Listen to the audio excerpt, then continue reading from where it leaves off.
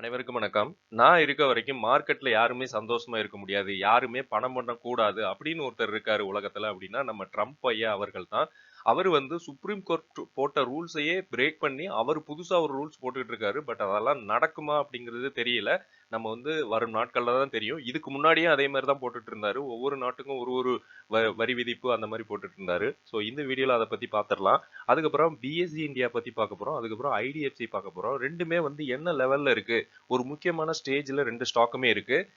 நெறைய பேர் இந்த ஸ்டாக்க வந்து ஃபோக்கஸ் பண்ணிட்டு இருக்காங்க. ஸோ அத பத்தி இந்த வீடியோல பார்த்துரலாம். இதெல்லாம் பார்க்கறதுக்கு முன்னாடி இந்த வீடியோ ஃபுல் அண்ட் ஃபுல் ஒரு எஜுகேஷன் பர்ப்பஸ் தான். நான் செபி ரிஜிஸ்டர்ட் அட்வைசர் இல்ல. எல்லா வீடியோட கமெண்ட் செக்ஷன்லயும் ஒரு மெசேஜ் வந்து பின் பண்ணி வச்சிருக்கேன். நீங்க வந்து அத பாருங்க. அதுல நெறைய பிளேலிஸ்ட் இருக்கு. வீடியோ வந்து ஃபுல்லா பார்த்தா மட்டும் தான் உங்களுக்கு நான் என்ன சொல்ல வரேன் அப்படிங்கிறது உங்களுக்கு புரியும்.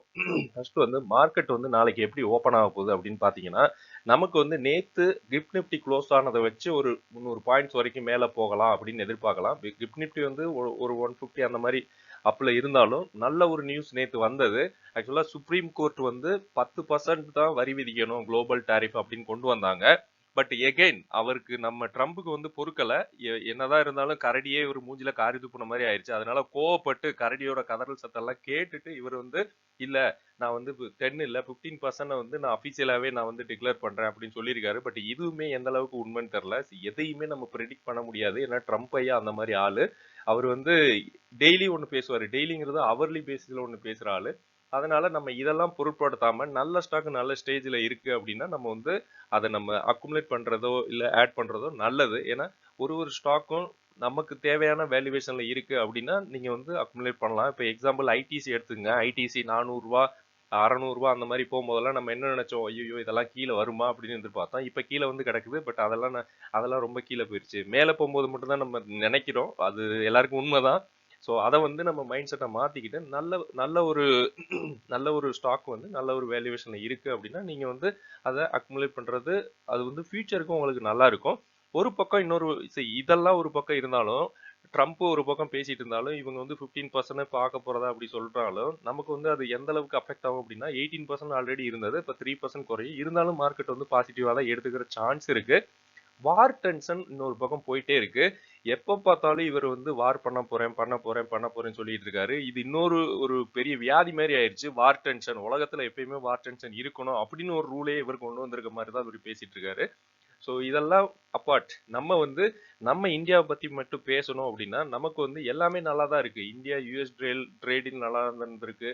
யூரோப் டீல் நல்லா தான் இருக்கு. பட்ஜெட் நல்லா தான் நடந்திருக்கு. ஜிஎஸ்டி ரிஃபார்ம்ஸ் இதெல்லாமே நல்லா தான் இருக்கு. நம்ம இதெல்லாம் மறந்துகிட்டு இருக்கோம். எகைன் நான் இதுக்காக இந்த வீடியோல சொல்றேன்னா இதை மறக்கக்கூடாது அப்படிங்கிறதுக்காக. ஏன்னா நல்ல ஸ்டாக்கை வந்து பயத்துல நீங்க உங்களுக்கு ப்ராஃபிட் இருக்கு அப்படின்னா வித்துட்டு போயிடாதீங்க. புல் ரன்னு ஒன்று வரும். பட் அது எப்பெல்லாம் தெரியாது. அதான் சஸ்பென்ஸ். ஸோ இது வந்து இப்போ நிப்டி 50 சார்ட் க்ளோஸ் ஆயிருக்குது 25,570 க்ளோஸ் ஆயிருக்கு. மேபி 25,850க்கு மேல ஜஸ்ட் ஓப்பன் ஆச்சுன்னு வைங்க. ஒரு 300 பாயிண்ட்ஸ் மேல ஓப்பன் ஆக சான்ஸ் இருக்குன்னா ஒரு சின்ன ஒரு மூவ் மேல போக சான்ஸ் இருக்கு. உங்க போர்ட்ஃபோலியோ நீங்க கொஞ்சம் ஒரு சில ஸ்டாக்ஸ் எல்லாம் இருக்குல்ல அதெல்லாம் நம்ம வந்து சின்னதா பணம் பார்க்கலாம் அப்படின்னு எதிர்பார்க்கலாம். பட் எந்த அளவுக்கு இது ப்ராஃபிட் ஜோனை கொடுக்குமா அப்படின்னு தெரியல. ஏன்னா இது 10% இருந்தது எகைன் 15% மாறி இருக்காங்க. இதனால நம்ம கண்ட்ரி அஃபெக்ட் ஆகுதோ இல்லையா வேற கண்ட்ரீஸ்ல அஃபெக்ட் ஆக நிறைய சான்ஸ் இருக்கு. நம்ம கொஞ்சம் வெயிட் பண்ணி பார்க்கலாம். நாளைக்கு எப்படி ஓப்பன் ஆகும். ஆனா சின்ன பாசிட்டிவ் இருக்கு. கண்டிப்பா சான்ஸ் இருக்கு. பார்க்கலாம். பிஎஸ்சி இந்தியா இந்த இந்த இது வந்து பாம்பே ஸ்டாக் எக்ஸ்சேஞ்ச்.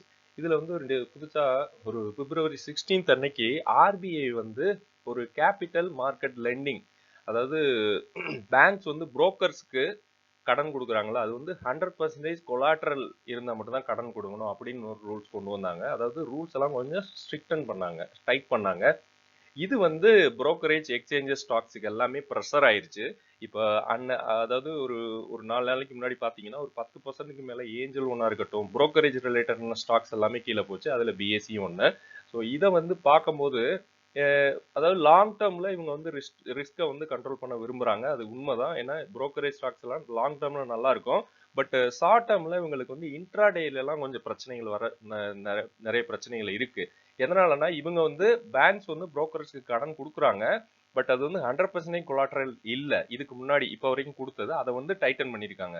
இதனால இவங்க வந்து புரோக்கர் வந்து இதுக்கு முன்னாடி யூஸ் பண்ணது வந்து சொந்த ட்ரேடிங்லாம் யூஸ் பண்ணதா சொல்றாங்க. அதை வந்து டைட்டன் பண்ணியிருக்காங்க. இவங்க வந்து புரோக்கர் வந்து நிறைய புரோக்கரேஜ் அவங்களுமே ட்ரேட் பண்ணிக்கிட்டு தான் இருக்காங்க. இப்போ ஏஞ்சலோனா இருக்கட்டும், அதுல இருக்க அந்த எம்ப்ளாயிஸ் வந்து ஓனா ட்ரேட் பண்ணிக்கிட்டு தான் இருக்காங்க இந்த ஃபண்டை யூஸ் பண்ணி. ஸோ அதை வந்து யூஸ் பண்ணக்கூடாது அப்படின்னு ஒரு ரூல்ஸ் வந்து டைட்டன் பண்ணியிருக்காங்க.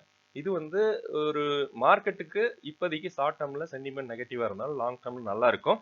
பிஎஸ்சி இந்தியா எதுக்காக கீழே போச்சு அப்படின்னா இதுதான் மெயின் ரீசன். பட் இது வந்து ஒரு 100 டே மூவிங் ஆவரேஜ் பக்கத்துல இருக்குங்க.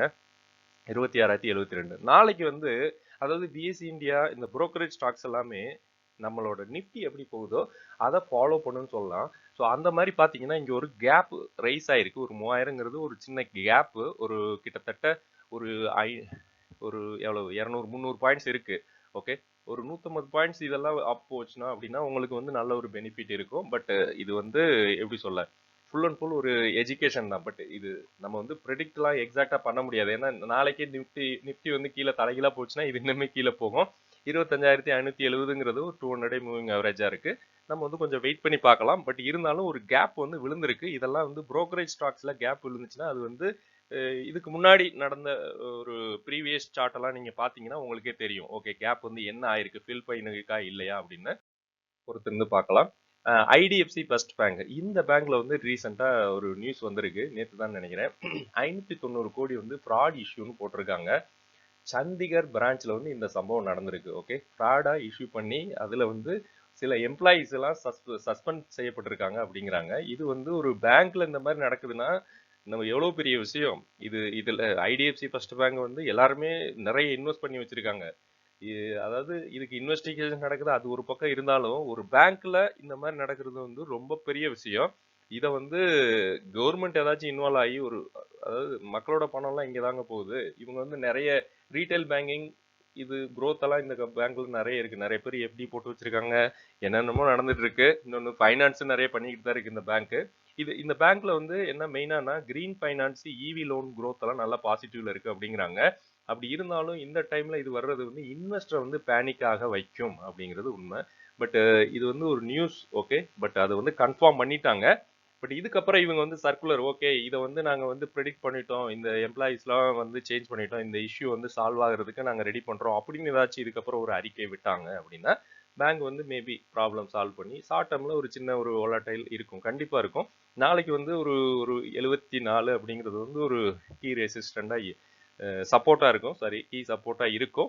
அது கீழே போச்சுன்னா 68 ஒரு 200 டே மூவிங் ஆவரேஜ். அந்த அளவுக்கு கீழே விடுவாங்களான்னு தெரியல. என்னதெல்லாம் நல்ல ஒரு பேங்க், நல்ல ஒரு குவாலிட்டியான பேங்க், நிறைய பேர் வச்சுக்கிட்டு இருக்காங்க.